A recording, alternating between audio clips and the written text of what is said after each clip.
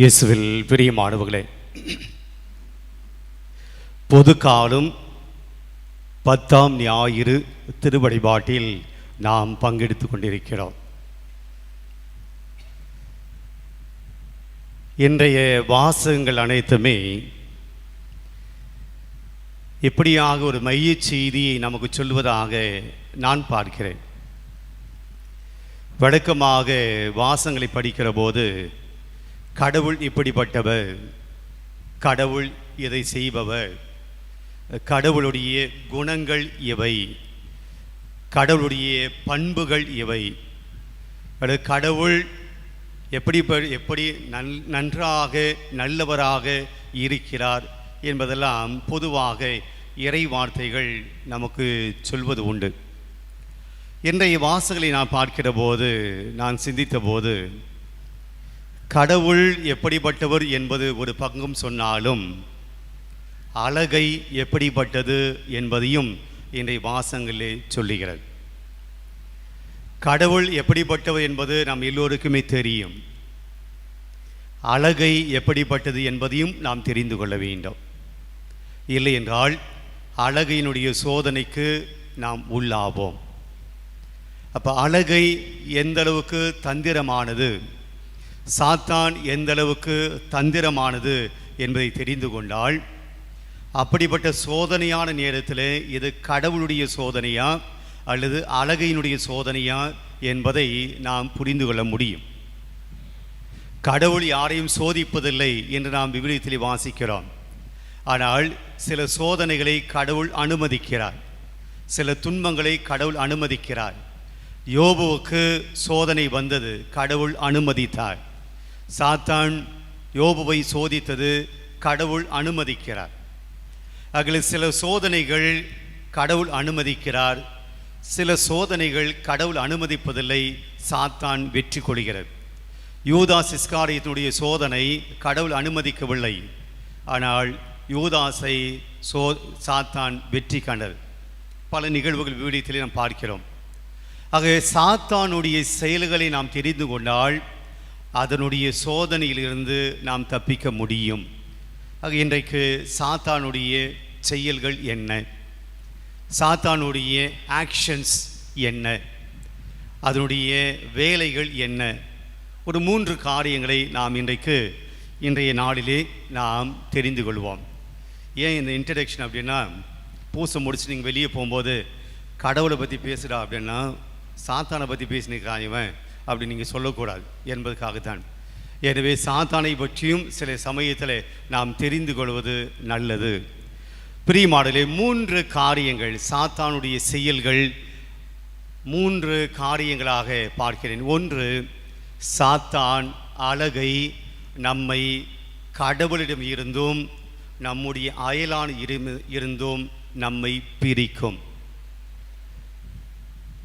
கடவுள்கிட்ட இருந்து, மனுஷங்கிட்ட இருந்து, நம்முடைய உறவுகளில் இருந்து நம்மை பிரிக்கிற வேலையை சாத்தான் செய்யும். இன்றைய முதல் வாசகத்திலே பார்க்கிறோம், ஆதாம் ஏவாள் ஏதோம் தோட்டத்தில் இருக்கிறார்கள், கடவுளோடு இருக்கிறார்கள், கடவுளுடைய இடத்துல இருக்கிறார்கள், கடவுளுடைய பிரசன்னத்தில் இருந்தார்கள், கடவுளை முகமுகமாக பார்த்தார்கள், கடவுளுடைய பேச்சை செவிமடுத்தார்கள், கடவுளோடு பேசினார்கள். ஆனால் என்ன நடந்தது? சாத்தான் உள்ளே வருகிறது. உள்ளே வந்த சாத்தான், நீ கடவுளை போல் ஆவா என்று பொய் சொல்லுகிறது. அவர்களும் அந்த பழத்தை உண்கிறார்கள். பழத்தை உண்டு அவர்கள் பாவம் செய்கிறார்கள். அப்போது அவர்கள் தாங்கள் நிர்வாணமாய் இருப்பதை உணர்கிறார்கள். உணர்ந்து கொண்டு அவர்கள் மறைந்து கொள்கிறார்கள். தங்களை கடவுளுடைய பார்வையில் இருந்து மறைத்து கொள்கிறார்கள். கடவுள் வருகிறார், அவர்களை அழைக்கிறார். ஆனால் அவர்கள் பதில் சொல்கிறார்கள், நாங்கள் உம்முடைய குரல் ஒளியை கேட்டதும் நாங்கள் மறைந்து கொண்டோம், நாங்கள் ஆடை இல்லாமல் இருப்பதனால் நாங்கள் மறைத்து கொண்டோம். சாத்தான் ஆதாம் ஏவாளை கடவுளுடைய பிரசன்னத்தில் இருந்து, கடவுளுடைய பார்வையில் இருந்து அவர்களை பிரித்தது. கடவுளுடைய பிரசன்னம், கடவுளுடைய வார்த்தைகள், கடவுளுடைய பார்வையில் இருந்து ஆதாம் ஏவாள் ஒளிந்து கொண்டார்கள். அது மட்டுமல்ல, அவர்கள் எப்போது கடவுளுடைய பார்வையில் இருந்து ஒளிந்து கொண்டார்களோ அப்போது அவர்கள் நிர்வாணமாக இருப்பதை கண்டார்கள். நிர்வாணம் என்பது உடல் நிர்வாணம் மட்டுமல்ல. நிர்வாணம் என்பது அது ஒரு அவமானம். தான் செய்த குற்றத்தை நினைத்து அவமானப்பட்டார்கள். தாங்கள் செய்த குற்றத்தை நினைத்து குற்ற உணர்வு, கில்ட்டி கான்ஷியஸ், குற்ற உணர்வு அடைந்தார்கள். கடவுளை எப்படி பார்ப்பது என்று தெரியாமல் வெட்கப்பட்டவர்களாய், அவமானப்பட்டவர்களாய், குற்ற உணர்வு இருந்தவர்களாய், கடவுளுடைய பார்வையிலே படாமல் ஓடி ஒளிந்து கொள்கிறார்கள். சாத்தான் மிக அழகாக சூழ்ச்சியாக கடவுளோடு இருந்த இருவரை கடவுளிடமிருந்து பிரிக்கிறது. அது மட்டுமல்ல, அவர்கள் கடவுளிடமிருந்து பிரிந்து ஒளிந்து கொண்டது மட்டுமல்ல, இறுதியாக ஏதோன் தோட்டத்திலிருந்து வெளியேற்றப்பட்டார்கள். ஆண்டோடைய இடத்தில் இருந்து அவர்கள் வெளியேற்றப்பட்டார்கள். ஆண்டோடைய பிரசன்னத்தில் இருந்து வெளியேற்றப்பட்டார்கள். ஆண்டோடைய உறவில் இருந்து வெளியேற்றப்பட்டார்கள். ஆக சாத்தானுடைய முதல் வேலை என்னவென்றால், கடவுளிடம் இருந்து கடவுளுடைய பிள்ளைகளை பிரிக்கும். முதல் வாசகத்தில் நாம், நற்செய்தி வாசகத்தில் நாம் பார்த்தோம், சாத்தானுக்கு எதிராக பிளவுபடாது. சாத்தானுக்கு எதிராக சண்டை போடாதாம். சாத்தானுக்கு எதிராக அவங்க பிளவுபட்டு இருக்க மாட்டாங்க. அவர்கள் ஒற்றுமையாக இருப்பார்கள். சாத்தானுடைய பிள்ளையை பிரிக்காது. ஆனால் சாத்தான் கடவுளுடைய பிள்ளையை பிரிக்கும். கடவுள்கிட்ட இருந்து அவருடைய உறவை பிரிக்கும். அதுதான் வேலை, சாத்தானுடைய வேலை. ஆக இன்றைக்கு முதல் சிந்தனையாக நாம் இதை எடுத்துக்கொள்வோம். சாத்தான் பிரிவினையை உண்டாக்குகிற வேலையை செய்யும். கடவுள்கிட்ட இருந்தும் அடுத்தவர்களிடமிருந்தும் அது பிரித்துவிடும். இருவர் ஒற்றுமையாக இருப்பது பிடிக்காது. இருவர் கடவுளுடைய பிள்ளையாக இருப்பது பிடிக்காது. நாம் கடவுளுடைய உறவிலே இருப்பது பிடிக்காது. அதனால்தான் இயேசு பாலைவனத்தில் அவர் 40 நாட்கள் தவம் இருக்கிற போது, தன்னுடைய தந்தையோடு உரையாடுகிற போது, தந்தையோடு தியானத்தில் இருக்கிற போது, பேசுகிற போது சாத்தான் வருகிறது. நீ ஏன் கடவுள்கிட்ட ஜபம் பண்ணுற? நீ ஏன் கடவுளோடு தியானம் இருக்கிறாய்? 40 நாட்கள் ஏன் பசியோடு இருக்கிறாய்? நீ என்னுடைய பேச்சை கேட்டுவா, இந்த கல்லை அப்பமாக மாற்றி சாப்பிடு. தன்னுடைய ஜபத்தில் தந்தையோடு இருக்கக்கூடிய உறவில் இயேசு இருப்பதை சாத்தானுக்கு பிடிக்காமல் கடவுள்கிட்ட இருந்து பிரிக்க வேறு வழியை காட்டுகிறது. சாத்தானுடைய வேலை இதுதான். பிரியமானவர்களே, யாரெல்லாம் ஒற்றுமைக்கு எதிராக இருக்கிறார்களோ, சமாதானத்துக்கு எதிராக இருக்கிறார்களோ, அமைதிக்கு எதிராக இருக்கிறார்களோ, உறவுகளுக்கு எதிராக இருக்கிறார்களோ, அவர்கள் சாத்தானுடைய வேலையை செய்கிறார்கள். ஒரு குடும்பம் ஒற்றுமையாக இருக்கு, அதை குலைப்பதற்கு நாம் வேலை செய்கிறோம் என்றால் அது கடவுளுடைய வேலை அல்ல. அது யாருடைய வேலை? சாத்தானுடைய வேலை. ஒருவர் கடவுளோடு நல்ல உறவு ஜெபத்திலே இருக்கிறார், நல்ல பக்தியிலே இருக்கிறார், இறை உறவிலே இருக்கிறார், அவரை பாவத்துக்கு இட்டுச் செல்கிறோம் என்றால், கடவுளிடமிருந்து பிரிக்கிறோம் என்றால் அது யாருடைய வேலை? சாத்தானுடைய வேலை. மக்கள் ஒற்றுமையாக இருக்கிறார்கள், அவர்களை பிரித்து அவர்களை பிரிக்கிற சூழ்ச்சி செய்வது யாருடைய வேலை? மனுஷனுடைய வேலை கிடையாது, கடவுளுடைய வேலை கிடையாது. அது யாருடைய வேலை? சாத்தானுடைய வேலை. இதை பல வேளைகளில் நாம் செய்து கொண்டிருக்கிறோம். ஒற்றுமைக்கு எதிராக, அமைதிக்கு எதிராக, நல்ல உறவுகளுக்கு எதிராக நாம் பிரிவினைகளை ஏற்படுத்துகிற போது, பிளவுகளை ஏற்படுத்துகிற போது, உறவுகளை துண்டிக்கிற போது நாமும் சாத்தானுடைய வேலையை நாம் செய்கிறோம். ஆக முதல் செய்தி, சாத்தான் கடவுளுடைய பிள்ளைகளை பிரிக்கும். கடவுளுடைய பிள்ளைகளை கடவுளினுடைய இடத்திலிருந்து, கடவுளுடைய உறவில் இருந்து, அடுத்தவர்களுடைய உறவில் இருந்து நம்மை பிரிக்கக்கூடிய வேலை சாத்தான் செய்யும். இப்போ யோசிங்க, பல சமயத்தில் பல பேருடைய உறவுகளை நாம் பிரித்திருக்கிறோம், பல பேருடைய நட்பை நாம் பிரித்திருக்கிறோம், பல பேருடைய குடும்ப உறவுகளிலே நாம் பிரச்சனைகளை ஏற்படுத்தியிருக்கிறோம், அவளோடு இருந்த சமாதானத்தை நாம் குலைத்திருக்கிறோம், அவருடைய ரிலேஷன்ஷிப்பை நம்ம கட் பண்ணி இருக்கிறோம், அவருக்குள்ளே சண்டை மூட்டி விட்டு இருக்கிறோம், அவர்களுக்குள்ளே பகைமையை மூட்டி விட்டு இருக்கிறோம். அந்த நேரங்கள் எல்லாம் நாம் எப்படிப்பட்ட மனிதர்களாக இருந்திருக்கிறோம்? வார்த்தை வராது. சாத்தானுடைய வேலையைத்தான் நாம் செய்திருக்கிறோம். பிரியமானவர்களே, சாத்தான் நம்மை பயன்படுத்திக் கொள்கிறது. அன்னைக்கு ஆதாம் ஏவாளிடம் சாத்தான் நேரடியாக வந்துச்சு, இயேசுவிடம் சாத்தான் நேரடியாக வந்தது. இன்றைக்கி சாத்தான் நம்முடைய மத்தியிலே நேரடியாக வந்து சோதிக்க போவதில்லை, நம்மை தான் பயன்படுத்திக் கொள்கிறது. அப்போ ஒவ்வொரு நாளும் நாம் சிந்திக்க வேண்டும், நான் உறவுகளுக்கு எதிராக, நல்ல உறவுகளுக்கு எதிராக நான் பேசுகிற பேச்சு, என்னுடைய செயல் இருக்கு அப்படின்னா எனக்குள் சாத்தான் வேலை செய்கிறது. ரெண்டாவது, சாத்தானுடைய வேலை என்ன? பிரியமானவர்களே, சாத்தான் நம்முடைய நம்பிக்கையை குறைக்கும், அல்லது சாத்தான் நம்முடைய அவநம்பிக்கையை ஏற்படுத்தும். அதான் இன்னைக்கு 2வது வாசகத்தில் பவுலுடைய மிக அழகாக சொல்லுகிறார். பவுலுடைய வார்த்தை இப்படியாக இன்றைக்கு துவங்குகிறது: சகோதர சகோதரிகளே, நான் கடவுள் மீது நம்பிக்கையோடு இருந்தேன், ஆகவே பேசினேன் என்று மறைநூலில் எழுதியுள்ளது. அது சொல்லிட்டு நம்பிக்கை பற்றி அவர் பேசுவார்.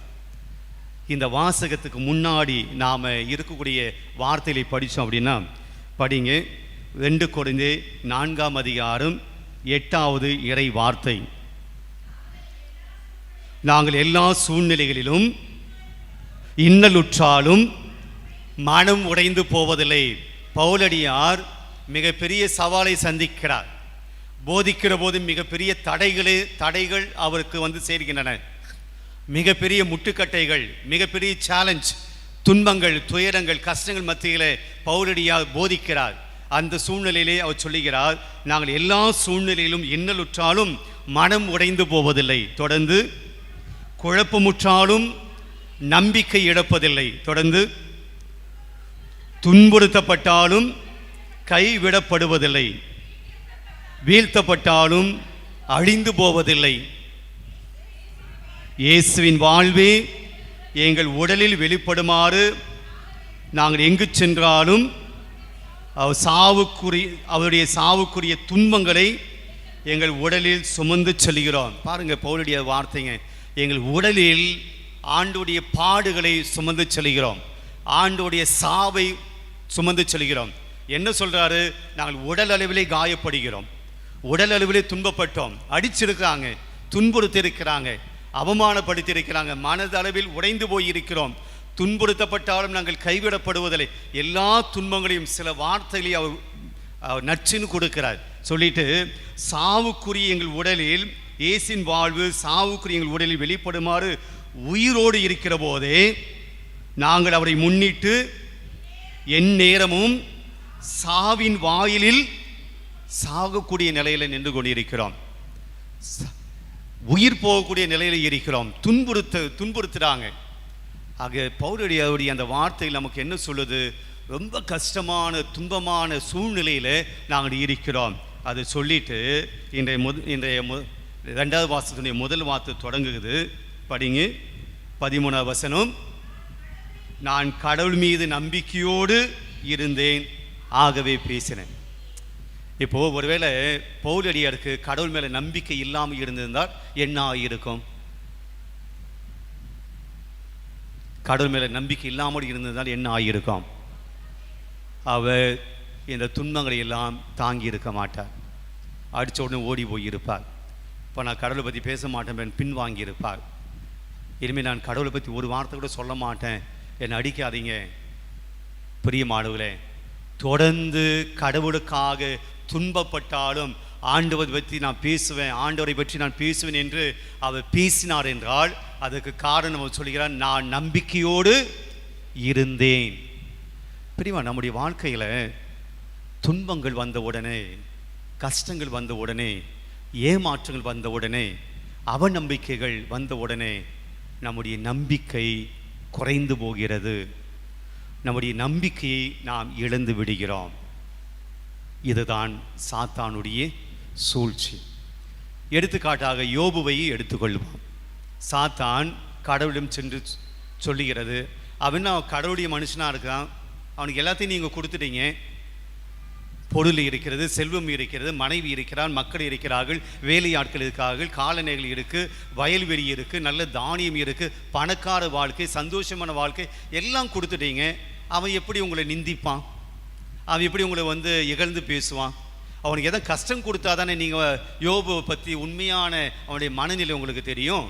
நீங்கள் எல்லாத்தையும் கொடுத்து ஆசீர்வாதம் பண்ணி அவன் என் மகன், கடவுளுடைய மகன், கடவுளை பழித்து பேச மாட்டான் அப்படி சொன்னால் அப்படி தான் இருப்பான். சோதனை கொடுத்து பாருங்க, அவன் படித்துரைப்பான். இதுதான் சாத்தான் ஆண்டவரிடம் சொல்லியது. கடவுள் யோபுவை சோதிக்க அனுமதிக்கிறார். சோதிக்கிற போது யோபுவினுடைய நம்பிக்கை நமக்கு அந்த புத்தகத்திலே வெளிப்படுகிறது. பிரியமானவர்களே, சாத்தான் நம்முடைய நம்பிக்கையை குறைக்கும். எப்படி? நம்முடைய வாழ்க்கையில் வரக்கூடிய துன்பங்கள் வழியாக, நீ ஏன் கடவுளை நம்புகிற? நீ பூசைக்கு போனாலும் உனக்கு ஒன்றும் நடக்கலை, நீ ஜபம் பண்ணாலும் உனக்கு ஒன்றும் நடக்கலை, அந்தோனியா கிட்ட வேண்டினாலும் ஒன்றும் நடக்கலை, கோயிலுக்கு நீ தானம் தர்மம் பண்ணாலும் உனக்கு ஒன்றும் நடக்கலை, உன் வாழ்க்கையில் கடவுள் எதுவுமே செய்யலை, ஏன் கடவுள் மேலே நம்பிக்கை வச்சிருக்கிற? இந்த மனநிலையை, இந்த உள் உணர்வை ஏற்படுத்துவது யார்? கடவுளா சாத்தானா? சாத்தான். சாத்தானுடைய இரண்டாவது வேலை, நாம் சோதனைகள் படுகிற போது, துன்பப்படுகிற போது உடனடியாக நம்முடைய மனதுக்குள்ளே அது செய்யக்கூடிய வேலை என்னென்னா, கடவுள் மேலே இருக்கக்கூடிய நம்பிக்கையை கைவிட்டுடு, கடவுளை நம்பாத, கடவுள் மேலே விசுவாசம் கொள்ளாத, கடவுள் இல்லை.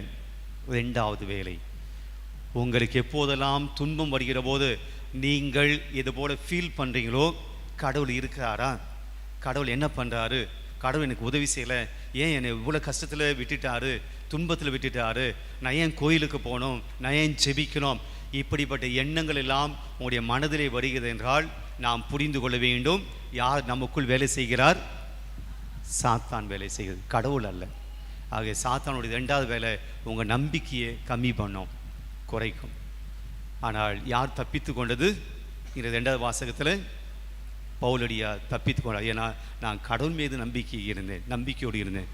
மூன்றாவது செயல், இறுதியாக சாத்தானுடைய செயல் என்னவென்றால், நாம் செய்யக்கூடிய நல்ல வேலைகளை அது தடுக்கும். நீங்கள் நல்ல காரியம் பண்ணுறீங்க அப்படின்னா சாத்தான் பார்த்து சந்தோஷப்படாது, வெரி குட் அப்படின்னு சொல்லி கை தட்டாது. சாத்தான் நீங்கள் செய்யக்கூடிய நல்ல செயல்களை பார்த்து சாத்தான் என்ன பண்ணும்? எப்படியாவது தடுக்கும். இன்றைய நற்செய்தி வாசகத்தில் ஆண்டவர் பேய்களை குணப்படுத்துகிறார். பேய்களை குணப்படுத்தியை பார்த்து அங்கே வரக்கூடிய பரிசைகள் என்ன சொல்கிறாங்க? இவன் பேய்களுடைய தலைவனை கொண்டுதான் பேய்களை ஓட்டுகிறான், இவன் பேய்களுடைய நண்பன், பேய்களுடைய தலைவனை கொண்டு பேய்களை ஓட்டுகிறான். பாருங்கள், இயேசு பேய்களை ஓட்டுறாரு. அந்த நல்ல செயலை பார்த்து இந்த சாத்தான் என்ன சொல்லுது? இந்த சாத்தான் பிரித்த அந்த பரிசையில் என்ன சொல்கிறாங்க? இவன் பேய்களை கொண்டு பேய்களை ஓட்டுகிறான். பிரியமான, இதுதான் சாத்தானுடைய வேலை. நீங்கள் நல்ல காரியங்களை செய்தால் உங்களுக்கு விமர்சனங்கள் கிடைக்கும், நீங்கள் நல்ல செயல்கள் செய்தால் உங்களுக்கு கெட்ட பேர் கிடைக்கும், உங்களுக்கு நல்ல பணிகளை செய்தால் உங்களுக்கு அவமானம் கிடைக்கும், நீங்கள் நல்லவர்களாக நல்ல பணிகளை செய்தால் உங்களுக்கு இன்னலும் இக்கட்டும் கிடைக்கும், இகழ்ச்சியும் கிடைக்கும். அப்போது நாம் என்ன செய்வோம்? இனிமேல் நல்ல காரியம் செய்வோம். நான் ஏன் நல்லவனாக இருக்கணும்? நான் மட்டும் ஏன் நல்லது பண்ணணும்? நான் மட்டும் ஏன் ஒழுக்கமாக இருக்கணும்? நான் மட்டும் ஏன் சின்சியராக இருக்கணும்? நான் மட்டும் ஏன் நேர்மையாக இருக்கணும்? நான் மட்டும் ஏன் உண்மையாக இருக்கணும்? வேண்டாம். நாம் நல்லவனாக நல்ல செயல்களை செய்வதை சாத்தான் தடுக்கும். நீ நல்ல காரியங்களை செய்கிற போது சாத்தான் மகிழ்ச்சி அடையாது. நீ நல்ல செயலை செய்கிற போது, அடுத்தவர்கள் உதவி செய்கிற போது, அன்பு காரியங்களை செய்கிற போது, அன்பு செயலை செய்கிற போது சாத்தான் மகிழ்ச்சி அடையாது. மாறாக உன்னை எப்படியாவது அவமானப்படுத்தி, கிரிட்டிசைஸ் பண்ணி, விமர்சனங்கள் பண்ணி அந்த நல்ல செயல்களில் இருந்து உன்னை வெளியேற்றும். இயேசுக்கு அதான் நடந்து. இவன் பேய்களை வச்சு பேய் ஓட்டுறான், பேய்களை துணை கொண்டு. அது இயேசுவுக்கு அவர்கள் கொடுக்கக்கூடிய அவமானம், விமர்சனம். நமக்கு கூட அது நடக்கும். நல்ல காரியம் செய்ய அவனுக்கு வேலை இல்லை, குடும்பத்தில் வேலை கிடையாது, வீட்டில் வேலை கிடையாது, இதுதான் பொழப்பு, இதுதான் காரியங்கள் என்று விமர்சனம் செய்வார்கள்.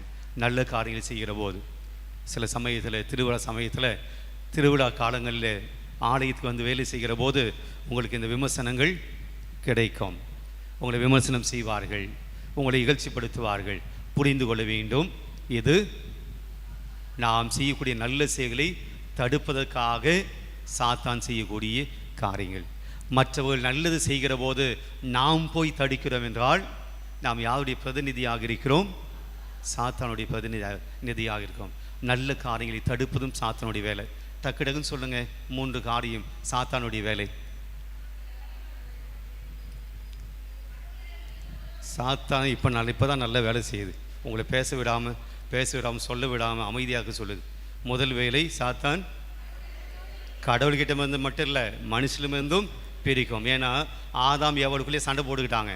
நான் முதல்ல சாப்பிடல, நீ கொடுத்த அந்த பொண்டாட்டி தான் பொண்ணு தான் அந்த படத்தை குடிச்சது, படியே ஏவாள் மீது போடுகிறான் ஆதாம். அவங்களுக்குள்ள பிரச்சனை உண்டாகிச்சு. ஆக கடவுளிலிருந்தும் மனுஷன்கிட்ட சாத்தான் நம்மை பிரிக்கும். 2வது, நம்முடைய அவன் நம்பிக்கையை ஏற்படுத்தும். 3வது ஒன்று மறந்தால், ஒன்று சொன்னால் ஒன்று மறந்து போயிடும். நல்ல செயல்களை தடுக்கும். எழுந்து நிற்போம்.